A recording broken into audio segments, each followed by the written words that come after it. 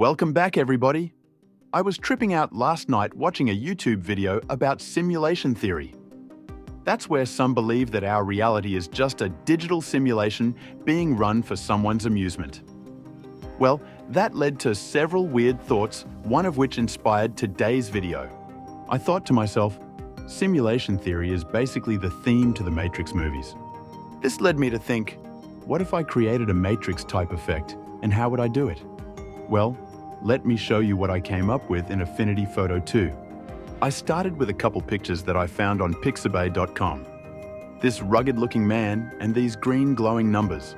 I copied the numbers by selecting Edit Copy and then pasted them onto the man using Edit Paste. The shortcuts are Command or Control C to copy and Command or Control V to paste. I'll turn off the numbers layer for a moment by clicking the little dot to the right of the layer. With the man layer selected, I'm going to go to the Adjustments button at the bottom of the Layers panel and select Black and White.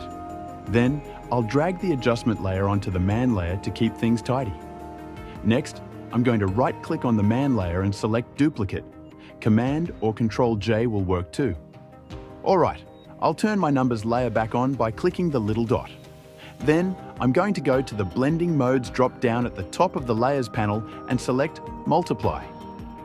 If you like that, please consider liking this video or subscribe to my channel for more content like this.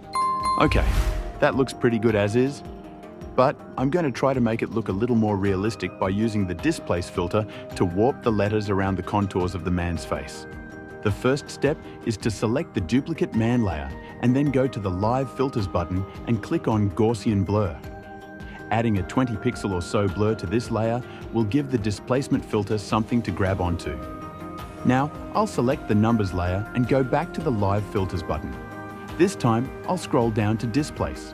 I'll click on the Load Map from Layers beneath button, and then I'll play with the slider until I can see the numbers warping to the man's facial contours.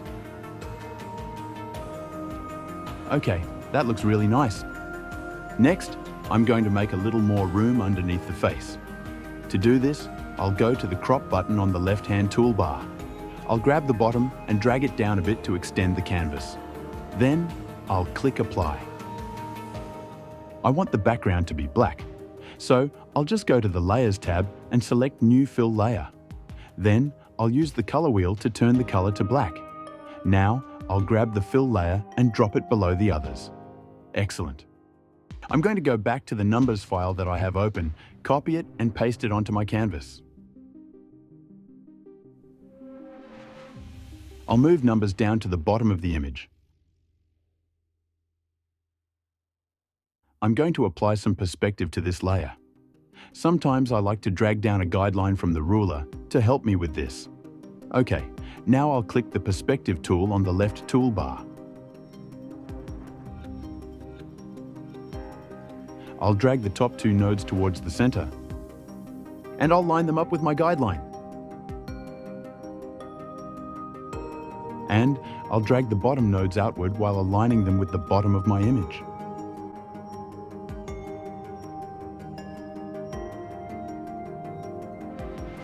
Great, I'll click Apply to bake that in.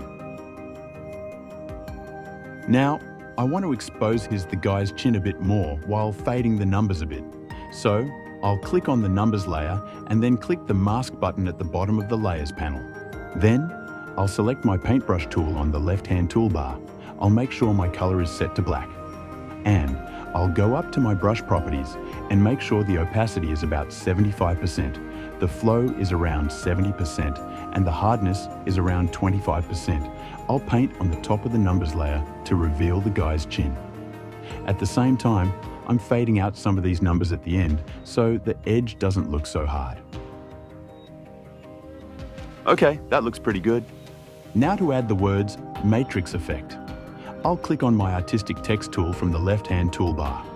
I've selected a nice fat font like Impact and I'll type Matrix in all capital letters. I'll select the text and center it.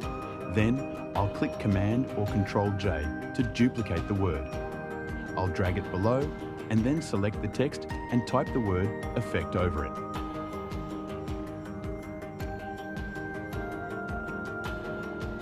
Then, I'll use the corner nodes to make the two words the same size. Next, I'll group the two words together by selecting both layers, right-clicking, and then choosing Group. I'm going to apply a little perspective to the text as well. So, I'll click on my perspective tool from the left-hand toolbar and I'll drag the corner nodes until it looks about right to me. Okay, that looks about good. I'll click Apply to bake that in.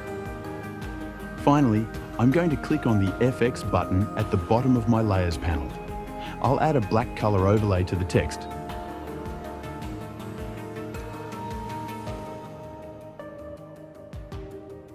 Then, I'll click on Outer Glow and check the box. I'll change the color to bright green and I'll raise the radius slider to give it a glowy outline.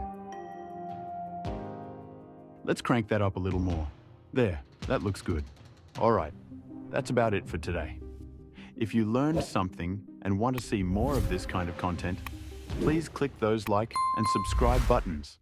And, if you're feeling generous, this channel runs on caffeine. There's a link to buy me a cup of coffee in the descriptions. Not necessary, but certainly appreciated. Have a great day, everyone.